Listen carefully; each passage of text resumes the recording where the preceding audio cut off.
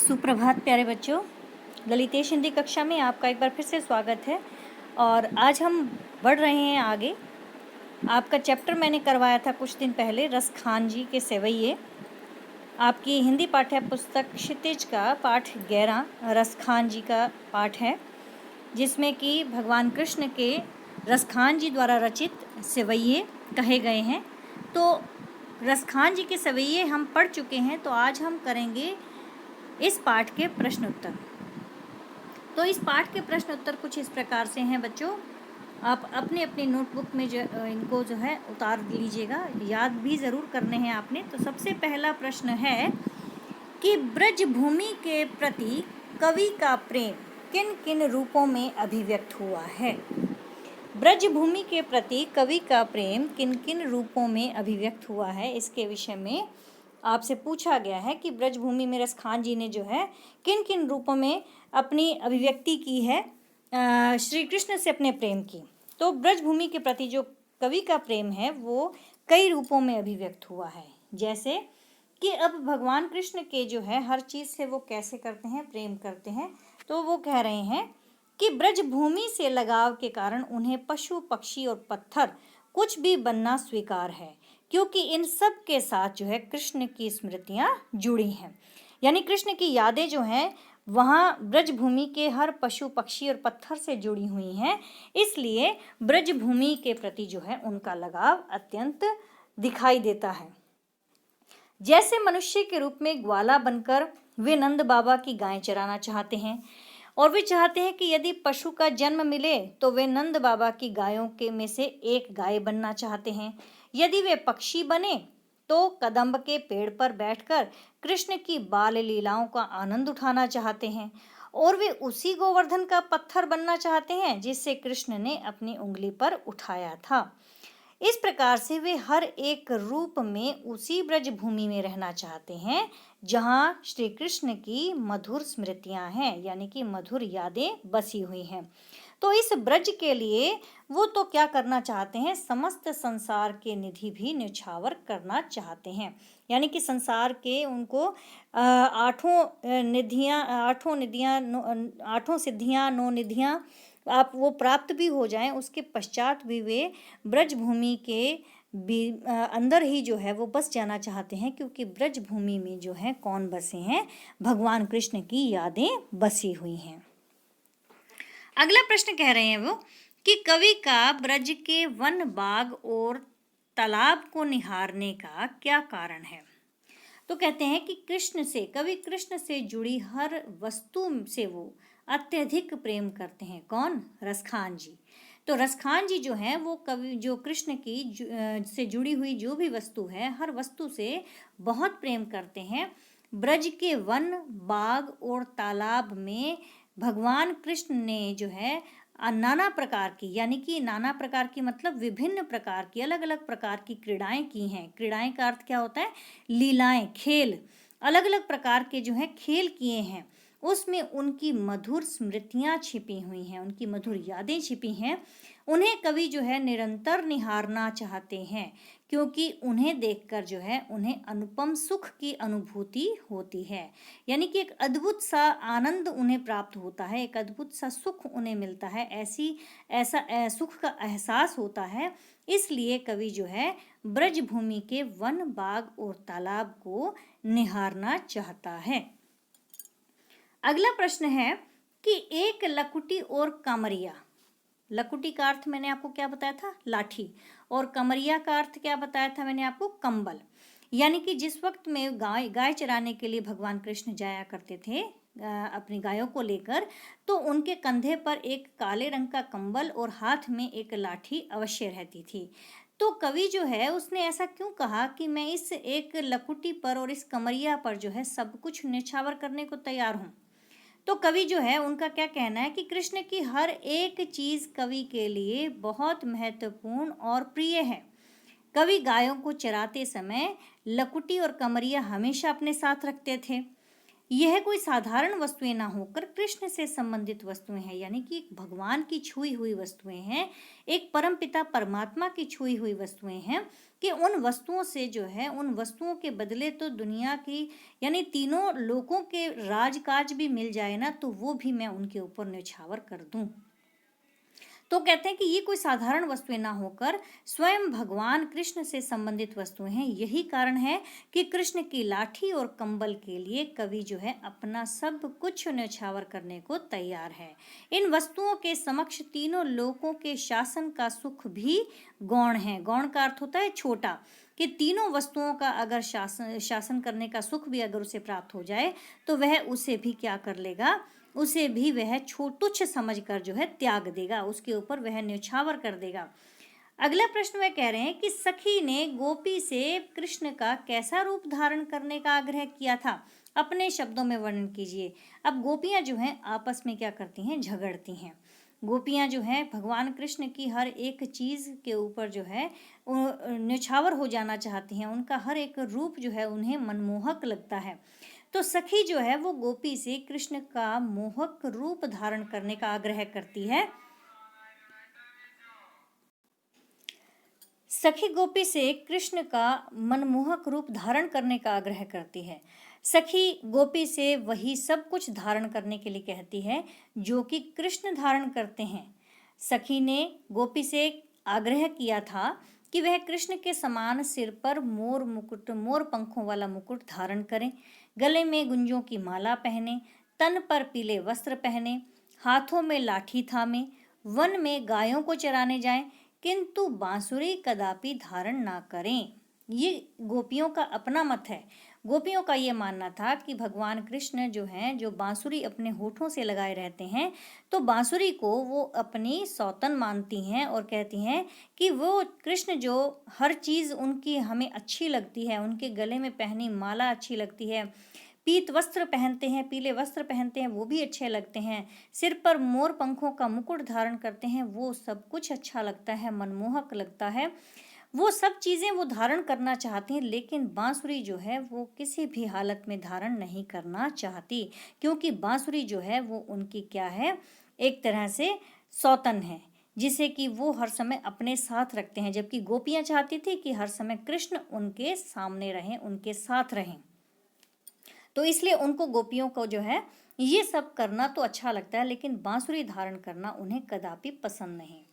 उसके पश्चात वो अगला प्रश्न पूछा गया है कि आपके विचार से कवि पशु पक्षी पहाड़ के रूप में भी कृष्ण का सानिध्य क्यों प्राप्त करना चाहते हैं।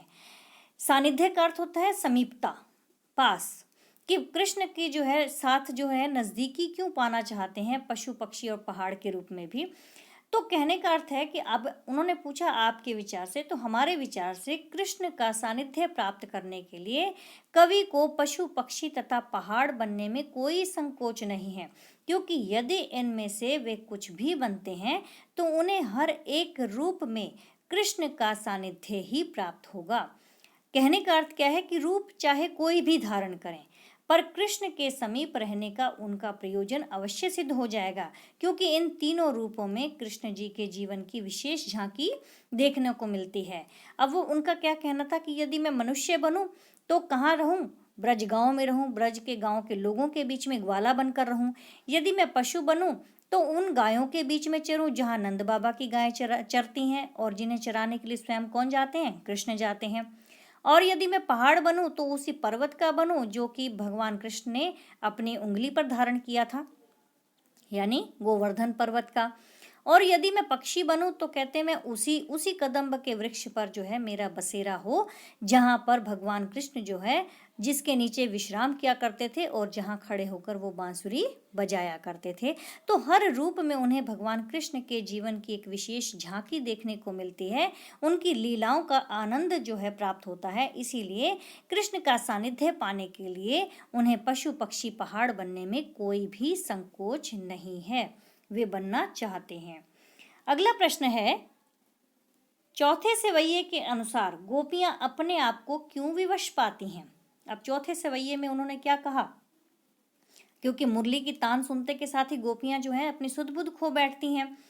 तो वो क्या कहती हैं कि चौथे सवैये में कि कृष्ण का रूप जो है वो अत्यंत मोहक है और उनकी मुरली की धुन तो अत्यंत मादक है। मादक का मतलब क्या होता है? नशीली, यानी कि वो और भी जो है हमें जो है पूरी तरह से हम जो है सुध बुध खो बैठती हैं जब हम उनकी मुरली की धुन सुनते हैं। इन दोनों से बचना गोपियों के लिए अत्यंत कठिन है। ना तो वो उनके कृष्ण के रूप से बच सकती हैं, ना कृष्ण की मुरली की धुन से बच सकती हैं। तो दोनों के अंदर ही आकर्षण है। गोपियां जो हैं कृष्ण की सुंदरता तथा तान पर इतनी आसक्त हैं कि वे उसे सुनकर अपना घर बार सब कुछ भूल जाती हैं और इसके पीछे पीछे जो है दौड़ी चली आती हैं। कहते गोपियों को कृष्ण की सुंदरता और भगवान कृष्ण की जो मुरली की तान है उसमें इतनी आसक्ति हो जाती है, यानी इतना लगाव है उनसे कि वे उनको सुनकर जो है अपना सब कुछ भूलकर उनके पीछे पीछे दौड़ी चली जाती हैं। अब 7वें प्रश्न में भाव स्पष्ट करना है इन पंक्तियों का। पूछा गया है, कौटिक ए कलधोत के धाम, करील के कुंजन ऊपर वारों। अब यहाँ पर जो है ये पंक्ति कही गई है, कोटिक एक कलधोत के धाम। इन पंक्तियों का भाव क्या है? इन पंक्तियों का भाव ये है कि कवि जो है ब्रज के जो कांटेदार झाड़ियाँ हैं, कोटिक का मतलब होता है करोड़ों करोड़ों, और करील के कुंजन, करील का होते हैं कांटेदार झाड़ियाँ, और कुंज जो हैं फूलों को जो है कहा जाता है, उन झाड़ियों के साथ में लगे हुए कुंज जो हैं उनको कहा जाता है। तो कहते हैं कि मैं इन पंक्तियों में भाव ये है कि कवि ब्रज गांव की कांटेदार झाड़ियों और कुंजों पर जो हैं कोटिक एक कलधोत के धाम, यानी करोड़ों करोड़ों सोने के महल। कलधोत मतलब सोने और धाम का मतलब होता है महल, और कोटिक का मतलब होता है करोड़ों। तो करोड़ों करोड़ों सोने के महलों के सुखों को भी न्यौछावर करने को तैयार हैं। उन कुंजों में जो है भगवान श्री कृष्ण अभी भी निवास करते हैं, उनका ऐसा मानना है, ऐसा उनका विश्वास है। और कहने का अर्थ ये है कि जो आत्मिक सुख जो है ब्रज की प्राकृतिक छटा में है, वैसा सुख संसार की 8 सिद्धियों और 9 निधियों में भी नहीं है। इसीलिए वो कहते हैं कि ब्रज गांव के यदि कांटेदार झाड़ियां और कुंज देखने को भी मिल जाएं, उनके बीच में भी रहने को मिल जाए, तो मैं उनके ऊपर जो है करोड़ों करोड़ों सोने के महलों को न्यौछावर कर दूं, उनके सुखों को न्यौछावर कर दूं। अगले में एक पंक्तियां हैं, मायरी व मुख की मुस्कानी, समहारी ना जेहे ना जेहे ना जेहे। अब यहाँ पर गोपियां कह रही हैं, गोपियां जो है इन पंक्तियों का भाव ये है कि गोपियां जो हैं वो कहती हैं कि कृष्ण की मुस्कान जो है इतनी मोहक है कि गोपियां जो है अपनी सुध बुध खो बैठती हैं। अर्थात कृष्ण की मुस्कान पर गोपी इस तरह मोहित हो जाती है कि लोक लाज का भय उसके मन में नहीं रहता और सब कुछ भूलकर वह कृष्ण की तरफ खींची चली जाती हैं। उस बीच में उनकी मुस्कान देखकर वे स्वयं को संभाल नहीं पाती हैं कि न संभाली जाए न संभाली जाए। ये कहने का अर्थ जो है इस प्रकार से है कि वो भगवान कृष्ण की मनमोहक मुस्कान पर जो है इतनी आकर्षित हो जाती हैं कि अपना सुध बुध खोकर जो है वो स्वयं को संभाल भी नहीं पाती हैं। अगले प्रश्न में पूछा गया, कालिंदी कूल कदम्ब की डारन। इसमें जो है बच्चों मैंने आपको पहले ही अलंकार बताया था कि कौन सा अलंकार हो सकता है। क की आवृत्ति जो है इसमें कई बार हुई है। तो कालिंदी कूल कदम्ब की डारन में क वर्ण की आवृत्ति बार बार होने से यहाँ पर अनुप्रास अलंकार बनता है। उसके पश्चात आता है काव्य सुंदर स्पष्ट कीजिए, यानी कि काव्य सुंदर स्पष्ट करना। यह मुरली मुरलीधर की अधरन धरी ना धरूंगी। यहाँ पर भाव स्पष्ट करना है कि गोपी जो है अपने सखी से क्या कहती है कि कृष्ण के समान जो है मैं वस्त्र आभूषण को तो धारण कर लूंगी, परंतु कृष्ण की मुरली को अधरों पर नहीं रखूंगी। उनके अनुसार क्या है, मुरली उनकी सौतन है, उनकी सौतन की तरह प्रतीत होती है, अतः वह सौत रूपी जो मुरली है उसको अपने होठों पर नहीं लगाना चाहती। तो इसका शिल्प सौंदर्य क्या होगा, यानी कि इस पंक्ति के अंदर जो है इस भाषा का जो सुंदरता देखिए बहुत ही सुंदर है कि काव्य में जो है ब्रज भाषा और सवैये छंद का प्रयोग तो हुआ ही है, साथ ही ल और माँ की आवृत्ति होने के कारण यहाँ पर अनुप्रास अलंकार बनता है, और साथ ही साथ यहाँ पर अलंकार जो है यमक अलंकार भी है दिखाई देता। जैसे अधरान धरी अधरा न धरूंगी, अधरान धरी, अधरान का अर्थ होता है अधरों पर, धरी, और अधरा न धरूंगी होठों पर नहीं धरूंगी।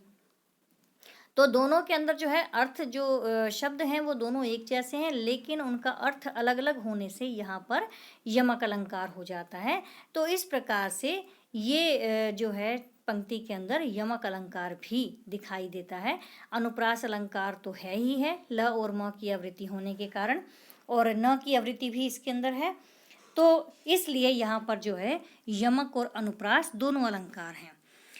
अगला प्रश्न जो रचना और अभिव्यक्ति का है, ये आपका अपने मनोभाव आपने खुद के लिखने हैं कि प्रस्तुत सेवइयों में जिस प्रकार ब्रजभूमि के प्रति प्रेम अभिव्यक्त हुआ है, उसी तरह आप अपनी मातृभूमि के प्रति अपने मनोभावों को अभिव्यक्त कीजिए। तो ये प्रश्न आप केवल पढ़ लीजिएगा, बाकी इस प्रश्न को आप अपनी नोटबुक में लिखने की आवश्यकता नहीं है। हर किसी के अपने अपने विचार होते हैं अपनी मातृभूमि के प्रति। तो जिन बच्चों को ये प्रश्न जो है केवल लिखना भी है तो लिख भी सकते हैं, अदरवाइज आप इस प्रश्न को केवल और केवल पढ़ लीजिएगा। तो ये आपके प्रश्न थे रसखान जी के सवैये के, और आशा करती हूँ कि आपको ये प्रश्न अच्छे से समझ में आ गए होंगे और इसके उत्तर आपने जो है अपनी कॉपी में साथ साथ आपने नोट भी कर लिए होंगे। मिलते हैं हम अगली वीडियो में अगले पाठ के साथ, और या फिर हम व्याकरण के किसी टॉपिक को लेकर आएंगे। तो आप अपने इस चैनल को सब्सक्राइब करना, शेयर करना और लाइक करना ना भूलिएगा। मिलेंगे हम अगली वीडियो में आपसे, तब तक के लिए धन्यवाद, अलविदा।